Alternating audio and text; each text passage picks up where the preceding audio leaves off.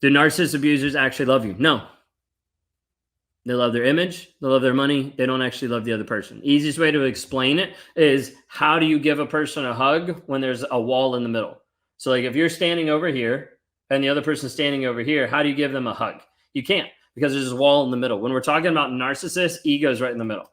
Okay. So like I need to be right. So my ego is going to block me from actually loving you, because I'm not going to see you. I'm only going to see myself.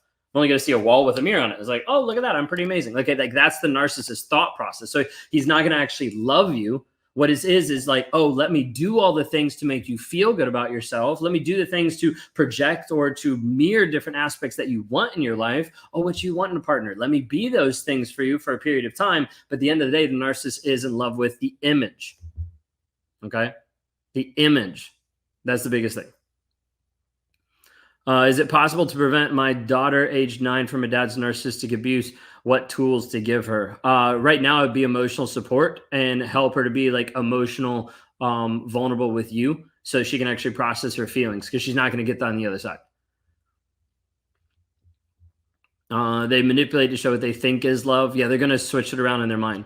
Will they stay away if you call them out and they started acting all distant and shamed when they ghost you? Possibly. I wouldn't count on it. There's a lot of times I see the narcissist come back, even if you've exposed them to like everybody, even if you've exposed them to everybody, a lot of times they'll still come back. Always expect a hoover. It's the people that get confident, like he's not coming back, are the ones that fall every time. But like he's not coming back, and then all of a sudden he walks into your life and you're like, how did I get back in this relationship? It's because you didn't actually put the proper barriers in place and work on your healing, because you thought it was good enough. You thought you were okay. Sorry, there's like a fly in here and it's like bugging the heck out of me. I'm like, get out of here. All right. How do you stay calm in your mind as you plan to leave? That's a really good question. I don't think I've had someone ask that in like a good while. So like, think of it this way. In the first aspect is, in between you and the narcissist, there's less personal than what they're actually, you would believe. Okay. It sounds weird, so stick with me for a second. Okay. The narcissist is only looking out for himself. Your collateral damage. It's not always that he's actually looking at you being like, let me see how I can abuse this person. So if you take a piece of the personal attacks out of it and you're just like, okay, he's immature, he's going to do what he's going to do, I need to work on me. You start focusing on what you need to do for you.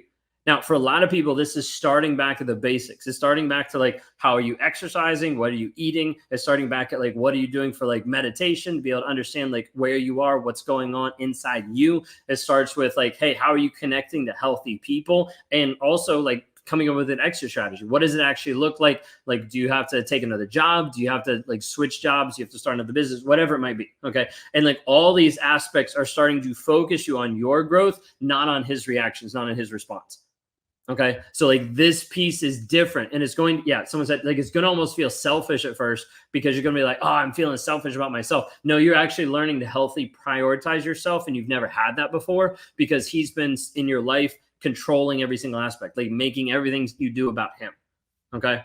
Can someone still be a narcissist if they're conflict avoidant and won't fight with you or call you names? Yeah, 100%. You'd find that more with like vulnerable or even like communal narcissists that might give the aspect of conflict, but not actually be involved in the conflict. Thank you for your help. I will focus on me. No, good. No, that's good. I left my narcissist husband 4 months ago. He left my home. Okay, that's good. That's good that he got out. Get support system in place. Take extra care of yourself. Build yourself up. Understand any energy you give that they'll suck away. Yeah, no, 100%. Like you have to focus on you. This is why a lot of the programs that we've built here at Raw Motivations involve community, because we've realized like I would do a lot of one-on-ones, and I still talk with people like every single day, but I would do a lot of one-on-ones trying to coach and help people, giving them the tools. But like what they needed as well was the community support. So like inside the Clarity Challenge or like the Thriver community or even like Thriver Launch, there's a bunch of different things that we have that like we focus on bringing you into community. Because like if you're in community with other people, you start to rise, you start to grow more than if you're just working on yourself. So like support groups, 100%. What is the best way to deal with being discarded? That is a huge open-ended question, because I don't know where your thought process or your mindset is with that. What I would say, just from going off of that, like the best way of focusing on dealing with being discarded is now it's time to actually invest in you. It's time to invest in what you're actually thinking, what you're actually doing on a day-to-day basis, because more than often, your mindset will be completely skewed. You'll be believing a story that tells you something else, like I wasn't good enough, like she's better than me. All these other things will go through your head, making you feel like you're not worthy. When it has nothing to do with your worth, it has everything to do with you actually building in the value that you already have into your life, but you have to actually start somewhere because he's already taken that away. Never get community support. Yeah, I don't know where you're going with that. Community support in narcissistic abuse with people that are healthy is 100% needed. My ex-girlfriend used to talk about that emptiness she feels inside sometimes when she seems to be vulnerable. Yeah, there is a huge piece of like emptiness. And the thing is, the narcissist will never be able to fill it. I think my ex was a covert narcissist. She didn't yell. He didn't yell or rage. He just stayed silent and eventually left to go back to his ex-girlfriend. Okay. What if the narcissist doesn't know that they're a narcissist? Okay. But then ask yourself, does he know that he's a liar? So like you come up to him and you're like, hey, you told me this and it actually wasn't this, it was this. Okay. That's lying. Okay. At that level, does he need to know that he's a narcissist? No. This is the part where you get stuck on, where a lot of times people are like, but if I could tell him he's a narcissist, maybe he'd figure it out. It doesn't matter. If he can't be honest, vulnerable, and actually show consistent change in his life, you should leave his ass anyways. Do you understand that? Because otherwise you will stay in a relationship for a long period of time justifying that he's not a narcissist, so I might as well stay. He's just emotionally immature. He's just struggling at work. He just has all this stress. He was abused when he was a kid. You will sell yourself all of these lies that justify the abuse that you're actually putting up with. So at the end of the day, I'm really clear, and I tell people the label doesn't matter. What has actually been demonstrated? How is he demonstrating love? How is he demonstrating respect? How is he demonstrating honor? How is he demonstrating honesty? How is he demonstrating loyalty? All of these things, you have to be able to put a word in front of it, demonstration. So you actually see, is this person actually demonstrating stuff that is a positive thing?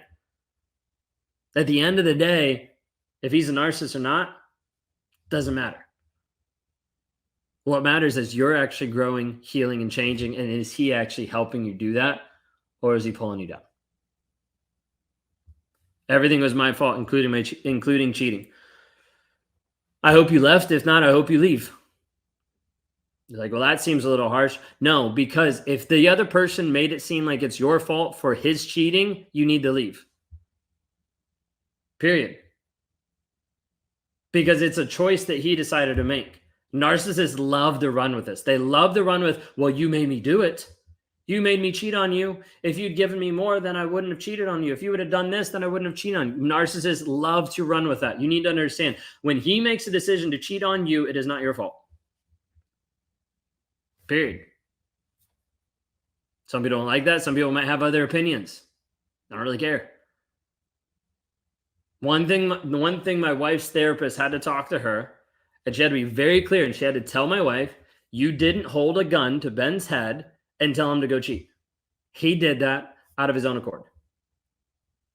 Same thing that's happened in your relationship. If he's cheated on you and then turns around and blames it on you, that's a weak ass man that doesn't actually want to live in a healthy way at all and is not looking to have a healthy relationship, but a scapegoat to justify his actions.